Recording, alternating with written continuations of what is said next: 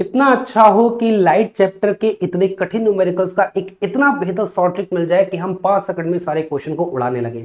तो आपके सामने ऐसा ही शॉर्ट ट्रिक लेके हाजिर हूं। एक बहुत बेहतर शॉर्ट ट्रिक है जिसकी मदद से आप ऐसे तमाम क्वेश्चन को कुछ सेकंड में केवल लगा पाएंगे। आपके सामने यह है, एक तरफ आपका कॉन्वेक्स मिरर है यानी कि उत्तल दर्पण, एक तरफ आपका कॉनकेव मिरर है यानी कि आपका अवतल दर्पण है। इसे हम लोग क्या बोल रहे हैं, कॉनकेव मिरर को अवतल दर्पण बोलेंगे। एक तरफ आपका अवतल दर्पण है, एक तरफ आपका उत्तल है।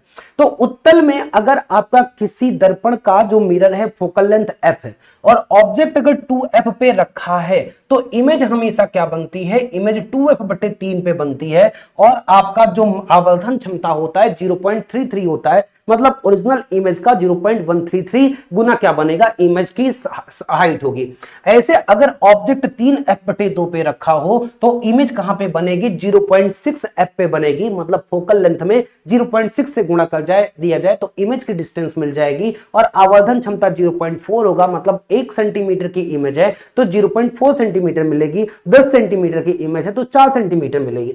ऐसे ही अगर फोकल लेंथ f है और f पे रखा जाए तो इमेज कहां पे बनेगी, f/2 पे बनेगी और आवर्धन क्षमता भी आधी हो जाएगी। 10 सेंटीमीटर का इमेज कितना बनेगा, 5 सेंटीमीटर। ये कॉन्वेक्स मिरर है, दोबारा ध्यान दीजिएगा, क्योंकि जब 2f पे रखा होता है, c पे रखा होता है तो बच्चों को लगता है कि आवर्धन क्षमता 1 होता है, जबकि वो कहाँ के केस है, वो आपके अवतल दर्पण का केस है। और अवतल दर्पण में इसीलिए मैंने उसे नहीं लिखा कि आप लोग कंफ्यूज ना हो। अगर इमेज f/2 पे रखी है, मतलब कि पोल और फोकस के बीचों बीच में रखी है, तो इमेज कहां पे बनेगी, f/3 पे बनेगी। मतलब फोकल लेंथ अगर 20-30 है तो कहां पे बनेगा, 10 सेंटीमीटर पे इमेज बनेगा। आवर्धन क्षमता भी 0.66 हो जाएगा। अगर इमेज f/3 पे रखी है, मतलब कि फोकल लेंथ का 1/3 पे है, पोल और फोकस के 1/3 बीच पे डिस्टेंस पे, तो इमेज f/4 पे आगे बनेगी उस साइड में। और ये कितना बनेगा, आवर्धन क्षमता 0.75। और अगर पोल पे रखा है तो पोल पे बनेगा, आवर्धन क्षमता 1 होगा। ये कॉन्वेक्स मिरर, क्योंकि यहीं पे सबसे ज्यादा बच्चे कंफ्यूज होते हैं कि कहां पे रखा जाए तो क्या बने, तो याद कर लीजिए। अगर ये याद हो गया तो अभी कुछ क्वेश्चन आप सेकंडों में करेंगे। अवतल दर्पण का अगर 3f/2 पे रखा है, मतलब फोकस और सेंटर ऑफ कर्वेचर केंद्र के बीचों बीच रखा है, तो इमेज 3 फोकल लेंथ की तिगुनी दूरी पे बनेगी और आवर्धन इन्वर्टेड में -2, मतलब नीचे इन्वर्टेड में -2 होगा। और अगर फोकल लेंथ के आधी दूरी पे है, मतलब पोल और फोकस के बीचों बीच में है, तो इमेज फोकस पे जाके बनेगी कहां पे, अवतल दर्पण पे, और आवर्धन क्षमता दुगनी होगी, मतलब 10 सेंटीमीटर 20 सेंटीमीटर का हो जाएगा, वास्तविक इमेज बनेगी।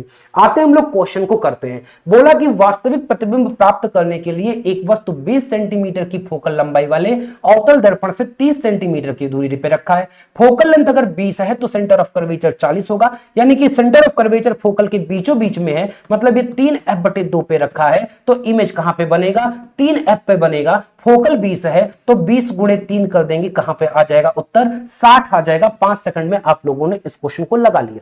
दूसरा क्वेश्चन, एक वस्तु 10 सेंटीमीटर का फोकल लंबाई वाले उत्तल दर्पण, ये किसकी बात कर रहा है, ये उत्तल दर्पण की बात कर रहा है, कि सामने रखी है, जिसकी दूरी 15 सेंटीमीटर है। तो यहां पे अगर f 10 है तो c 20 होगा, ये भी इसके बीचों बीच में है। उत्तल दर्पण की बात में कर रहा है, और अगर उत्तल दर्पण की बात कर रहा है तो इमेज जो बनती है वो 0.6f पे बनती है, यानी कि 10 सेंटीमीटर, ये 10 सेंटीमीटर इसका फोकल है, तो 0.6 इंटू 10 हो जाएगा, यानी कि 6 सेंटीमीटर पे इमेज बन जाएगी। तो उत्तर 6 सेंटीमीटर हो जाएगा।